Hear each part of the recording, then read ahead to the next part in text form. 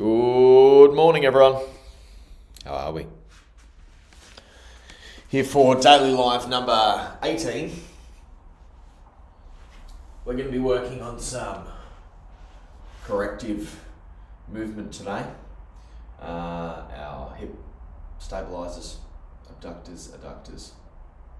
We're also going to be talking a little bit about race nutrition as we go. I'll be talking about the type of gels that I'm using at the moment. And we're going to start out with some clam shells or oyster shells, whatever you want to call them. So if you've got a little band, you can do these with me. We're going to do 45 seconds on, 15 off through 5 different exercises today. We'll probably hold the last one a little bit longer than that. But 4 exercises, then a stretch. So put your band on around the side of your knees, just above your knees. We're just going to lay on the side and we're just going to open like this for 45 seconds. So give me a hashtag live if you're watching this morning. Give me a hashtag replay if you're watching a replay. This is the second day we've gone live at 7. It's going to be every day from now on. So hopefully you join me. Let's go straight into this and then I'll start talking about gels. So all we're doing is opening the leg up. Glute med is doing this, the main muscle responsible for abduction and external rotation through the hip. And it gets pretty toasty pretty quick, this exercise. 15 more seconds.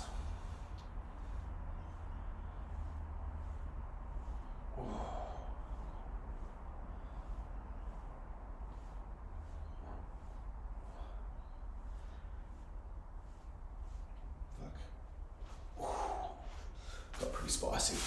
Okay, so gels. So the gels that I'm using at the moment, so this month, when we're talking all about race nutrition. So the gels that I'm using have sort of evolved over the years. Go over to the other side.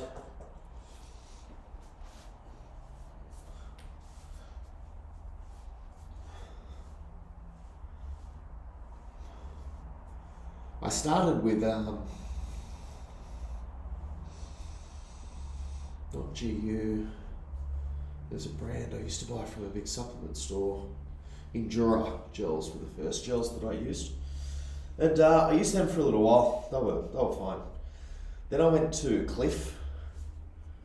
I was using a lot of the Cliff bars.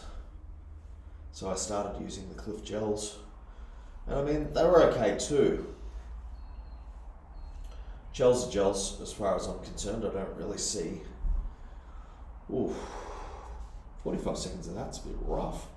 I don't really see a hell of a lot of difference between brands of gels, personally, until I went to the gels that I'm on now, which is Science and Sport. They are these. And they're an isotonic gel. So they don't, they're not very like gooey. So it's almost like taking on a thick water. Like they're not super sticky. They're not super gooey. They're a lot more pleasant to eat, especially while you're exercising, which is the fucking point, right? So the next exercise we're going to do is an adductor raise. Now you can do this by putting your foot on a step or a bench, and essentially what we're going to do is raise ourselves up.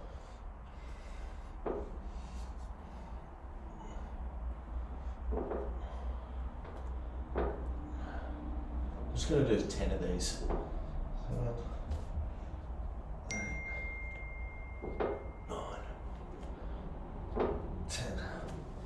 10. 10 was about, I don't know, 35 seconds or something, which is enough.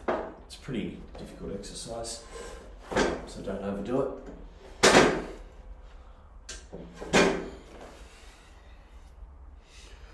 Yeah, so these Science in Sport gels are what I've gone to in recent years.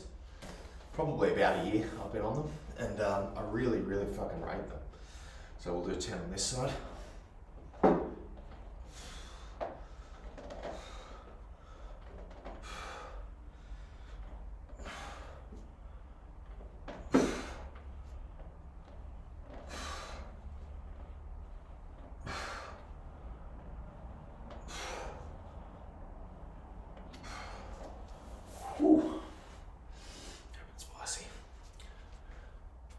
So abductors, adductors. The next thing we're going to do after I show you these beta fuels is just a stretch. So those Science in Sport, they're the basic ones that I use. And then these beta fuels are probably what I've been leaning to recently, which are a mix between two different types. I think it's fructose and something else, fructose and sucrose or something, or maltodextrin and fructose. So it's two sort of different things. So generally gels are really, really simple. It's just a glucose, but these are two different types. I think one's a super high GI and one's slightly lower GI. And then this one's got some nootropics in it. So that's what I've been using recently. To pretty good effect. I don't smash a lot of gels. Gels are generally, if I'm running hard. So what we're going to do for our next move, just for a minute, is we're going to hold those knees apart with our glutes. So our glutes are pulling down, which means our adductors need to be releasing for that to happen, to facilitate. Muscles always work in these agonist-antagonist pairs. So every muscle in your body is opposed by another muscle. So we're just pulling that down, pulling it down, pulling it down. And then just let it go, flutter it out a bit. Pull it down. You can sort of get a bit more active in the upper here if you like. Squeeze a bit of juice out of the upper body for the morning.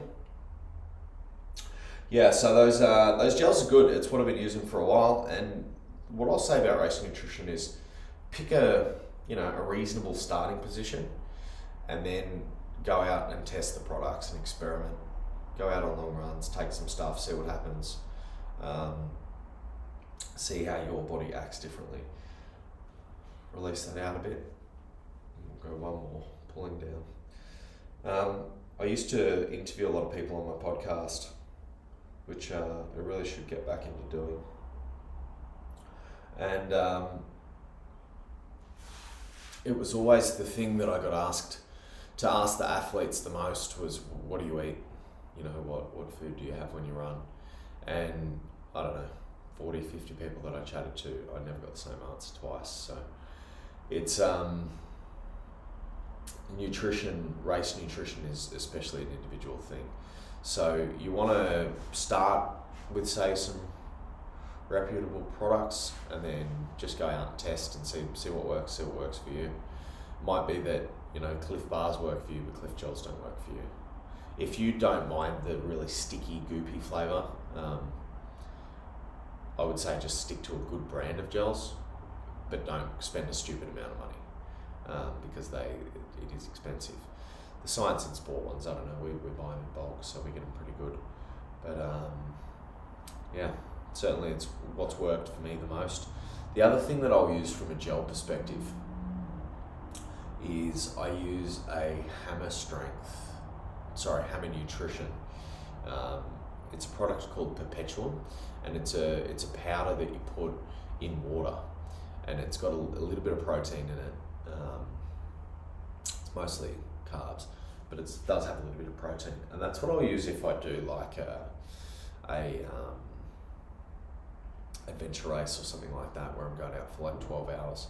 And what I'll actually do with this perpetuum stuff, instead of just putting one scoop in like a litre of water or 300 mils of water or whatever it tells me to do,